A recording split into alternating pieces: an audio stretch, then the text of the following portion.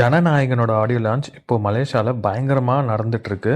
Director Atlee இப்போ பேசி முடிச்சிருக்காரு. அவர் என்ன சொல்லியிருந்தாருன்னா, என்னோட அண்ணன் என்னோட தளபதி. நான் ஏடியா இருக்கும்போது அவரோட படத்துல ஏடியா வேலை செய்யும் போது லாஸ்ட் டே அன்னைக்கு என்னை கூப்பிட்டு சொன்னாரு, ரொம்ப கஷ்டப்பட்டு நல்லா வேலை செய்யறேன், உன்கிட்ட ஏதாவது ஸ்டோரி இருந்தா என்கிட்ட சொல்லு அப்படின்னு விஜய் சார் சொன்னாரு.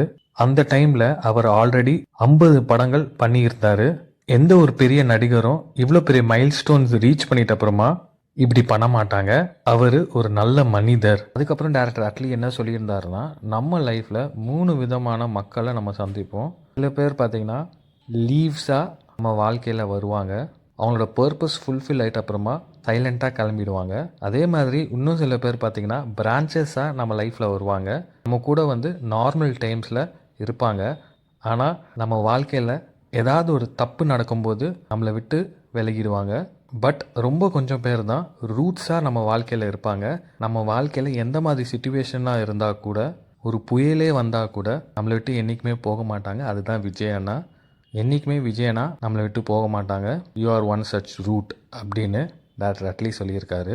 அண்ட் டைரக்டர் அட்லி ஸ்பீச் முடிச்சிட்ட அப்புறமா டைரக்டாக தளபதி விஜய் கிட்ட போய் கட்டி பிடிச்சிருக்காரு. தளபதி விஜயும் அட்லிக்கு முத்தம் கொடுத்துருக்காரு அவரோட ஷோல்டரில். ஸோ நீங்கள் இதை பற்றி நினைக்கிறீங்க அப்படின்னு கமெண்ட் பாக்ஸை கமெண்ட் பண்ணி இந்த வீடியோ பிடிச்சா லைக் பண்ணுங்கள், ஷேர் பண்ணுங்கள், மறக்காம வீட்டாக்கு சப்ஸ்கிரைப் பண்ணிட்டு அப்படி இந்த பெல் ஐக்கானையும் கிளிக் பண்ணுங்கள்.